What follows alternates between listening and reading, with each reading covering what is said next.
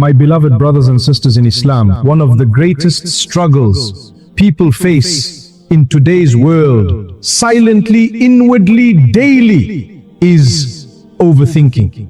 And so many come forward asking, how do I stop this mental noise? How do I gain peace from the chaos in my mind? First, let's be clear about what overthinking actually is. It's when your thoughts refuse to pause. You dwell on problems over and over again. You overanalyze conversations. You fear what's coming. You imagine the worst. It's a cycle and it's exhausting. It leads to mental fatigue, anxiety, sadness, and sometimes even despair. It can affect your sleep, your focus in salah, your mood with loved ones, even your trust in Allah. But the beauty of Islam is that it doesn't just tell us what's wrong, it gives us tools, wisdom and perspective to fix it. Let me share with you the first step, and it's deeply profound. Understand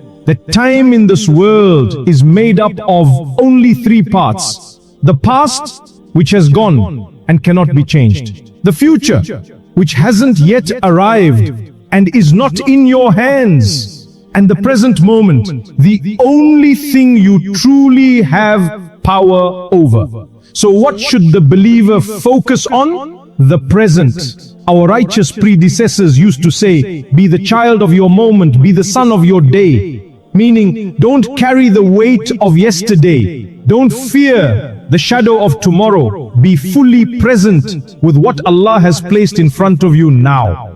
If you've made mistakes in the past, don't let shaitan trap you in guilt and shame. Repent, seek forgiveness, learn, let go. Your past does not define your future unless you choose to live in it. If you're anxious about what lies ahead, your rizq, your marriage, your career, your health, remind yourself, the future is in Allah's hands. And there is no one more merciful, more wise, more caring than Him. Why let your mind swim in what hasn't even happened yet? Now some people may ask, well, is there no healthy kind of worry? Yes, there is one, and it's beautiful. The only concern a believer should carry about the future is the concern of the hereafter.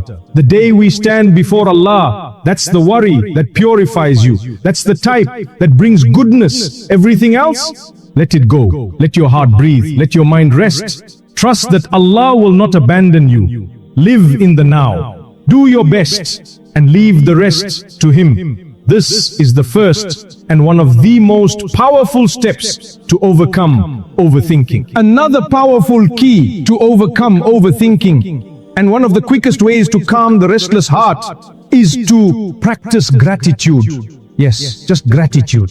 Be grateful. Be truly, consciously and consistently grateful for what Allah has given you right now, in this very moment. You see, when your mind is drowning in what ifs and why me and what will happen, the best way to pull yourself out of that storm is to look around you and say, Alhamdulillah, Allah has already given me so much. We often think too much because we feel we don't have enough, or we fear losing what we have. But the moment you shift your focus from what's missing to what's already there, you begin to taste peace. Start here, Alhamdulillah, that you are a Muslim.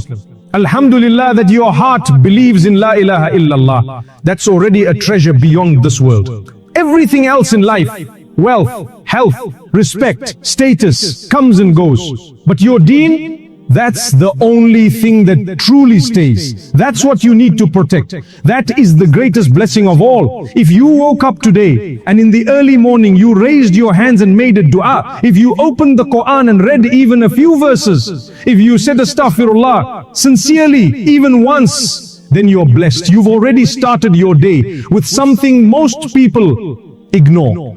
But we often forget because we compare ourselves with others. We scroll on social media and suddenly our life feels too small, too boring, too slow. We hear of six-figure salaries, fancy degrees, job titles that sound like success, and we feel less. Some feel unworthy because they don't have 1 million followers or viral videos. But ask yourself, is that the standard Allah has set for success? The Prophet ﷺ told us something remarkable. He said, whoever wakes up in the morning, feeling safe in his home, healthy in his body, and has food for the day, it is as if the whole world has been given to him. Subhanallah. So ask yourself, did you wake up in a safe environment today? Did you open your eyes and find your body functioning? You can walk, you can breathe, you can think. Did you eat something this morning? Or no, you will later today. Then you are living like a king, even if you don't realize it. Wallahi, most of us are blessed in ways kings of the past could only dream of. But the dunya convinces us otherwise. Shaitan whispers that we're not enough, not doing enough, not achieving enough. But Allah says, if you are grateful, I will give you more. Gratitude, my brothers and sisters, is not just a feeling. It's a shift in perspective. It's an antidote to overthinking. When you fill your heart with shukr, there's no more room for doubt and fear to take over. So next time your thoughts spiral out of control, pause, look at what you have. Say Alhamdulillah. Not just with your tongue, but with your heart. And remind yourself, as long as I have Allah and I have my deen, I already have everything I need. Let's now come to one of the most powerful and liberating forms of worship in our deen. A worship that can free your heart from stress, anxiety, confusion and doubt. It is the act of tawakkul, placing your complete trust in Allah. You see, many of us overthink because we're trying to control things that were never ours to begin with. We want to know the outcome. We want to guarantee success. We want to be sure everything will work out. But we forget Allah is already managing our affairs. He is already taking care of what we cannot see. He is Ar-Rabb, our Lord, our Master, our Sustainer, the one who nourishes us, guides us, protects us, and never neglects us. When Fir'aun arrogantly challenged the truth, Prophet Musa alayhi salam reminded him, my Lord is the one who gave everything its form and then guided it. When Prophet Nuh alayhi salam was building the ark on dry land, ridiculed by his people, he continued. Why? Because his trust wasn't in what made sense to the people. His trust was in Ar-Rabb, the one who guided him. Even in the Quran, when Allah spoke to Musa alayhi salam and said, indeed, I am Allah, there is no deity except me, so worship me and establish prayer for my remembrance. Allah didn't just command him, He reassured him. And you too, perhaps you are overthinking today. Perhaps you're stressed about what tomorrow may bring, about a job, a marriage, an illness, a test, a family issue, or even your iman. But know this, Allah is already ahead of you in your journey. He knows your fear, He knows your struggle, and He will guide you through it, step by step, until you reach safety, until you reach Him, and He is pleased with you. When Shaitan whispers, what if it doesn't work out? What if you fail? What if you lose everything? You remind yourself, Hasbi Allahu la ilaha illa huwa, alayhi tawakkaltu wa huwa rabbul arshil azim. Allah is sufficient for me. There is no deity except Him. Upon Him I place my trust, and He is the Lord of the mighty throne. This is not just a dua, it's a mindset, a lifestyle of surrendering your heart to the one who knows what's best for you, even when you don't. You don't need to carry the burden of the unseen. You just need to walk with faith. Take the means, yes, but place your heart with Allah. Tawakkul is not passive, it is active, living trust. It means you try, you strive, and then you say, oh Allah, I leave it in your hands. You know I don't, you see I cannot, you can, and I trust you completely. And that is how you release overthinking, by knowing that the one who is writing your story is also the one who loves you more than anyone ever could. So stop trying to control what only Allah can manage. Trust Him and you'll find peace. Now, let us speak about something deeply unique, something that sets Islam apart from every other religion or belief system in the world. It's one of the pillars of our faith. It is called Al-Qadr, the divine decree of Allah. The belief that everything that happens, whether good or seemingly bad, is by Allah's perfect wisdom, knowledge, and will. You see, in most belief systems, people struggle to explain hardship. They wonder, why did this happen to me? Why didn't I get that job? Why was I rejected? Why did I fall ill? But we as Muslims have clarity.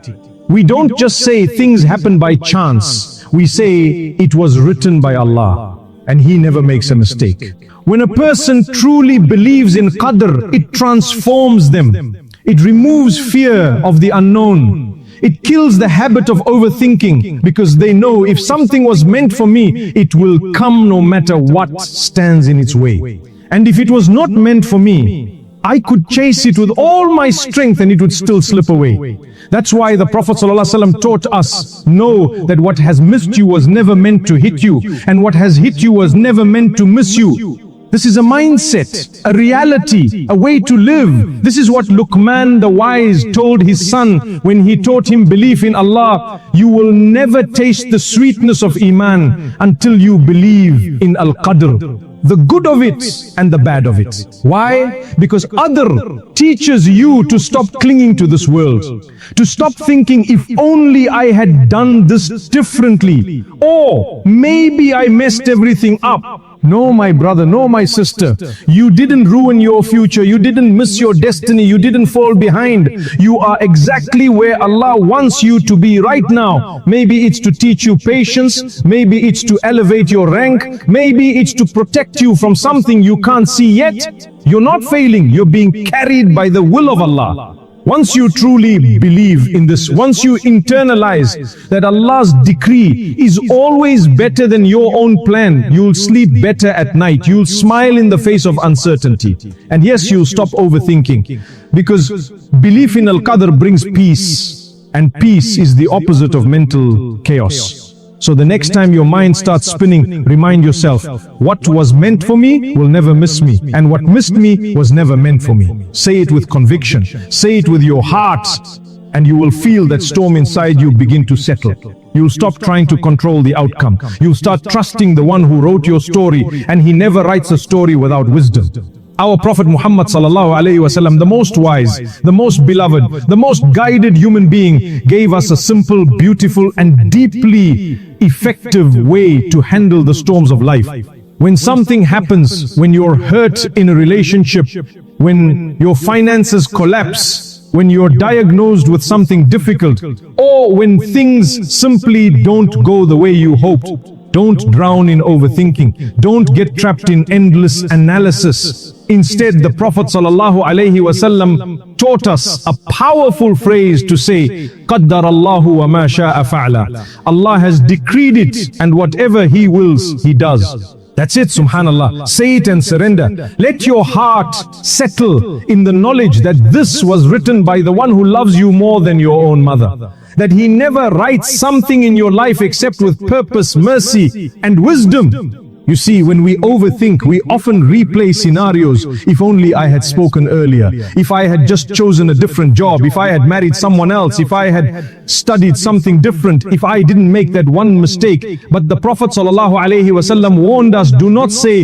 if only I had done this or that. For indeed, if opens the door to the work of shaitan.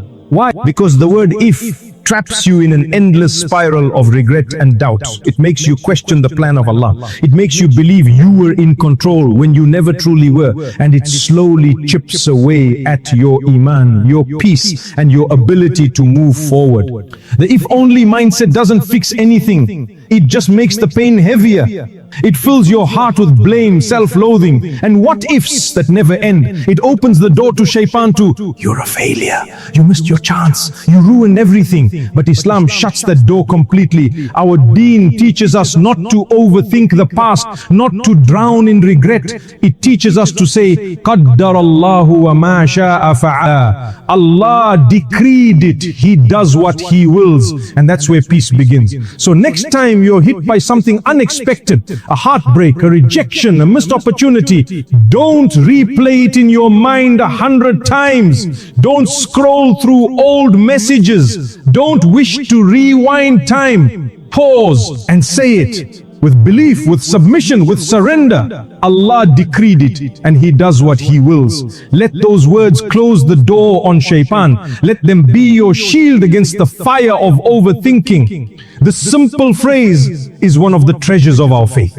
And subhanallah, only in Islam do we find something so beautifully practical and spiritually healing. It's not just about saying the words, it's about living the reality. What's written for me will reach me. What has passed me was never meant for me. And my Lord never makes a mistake. So my dear brother, my dear sister, let go of the ifs. Let go of the endless over-analyzing. Let your heart rest in the hands of Ar-Rahman, the most merciful. Say, Qaddar Allahu wa ma sha'a fa'a, and walk away with peace. This is how Islam teaches us to overcome overthinking, with faith, with perspective, and with surrender to the one who knows best. Let me end with a simple example, something you can picture in your mind. Something to help you understand how to stop overthinking and find peace in your journey. Imagine you're about to explore a dark, unfamiliar cave. You're not alone, you're with a guide. But not just any guide, someone who's been doing this for 25 years. He's led hundreds of people safely in and out of this cave before. He knows where the rocks are loose. He knows which tunnels are safe and which paths are dangerous. He's calm, experienced, confident. Naturally, as you step inside the cave, it's dark, it's cold, and you start to feel afraid. A rock falls from above, a bat swoops past your face, your heart races.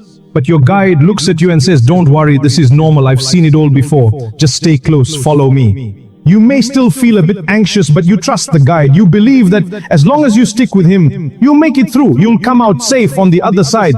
Now, Allah belongs the highest and most perfect example. But reflect on this deeply.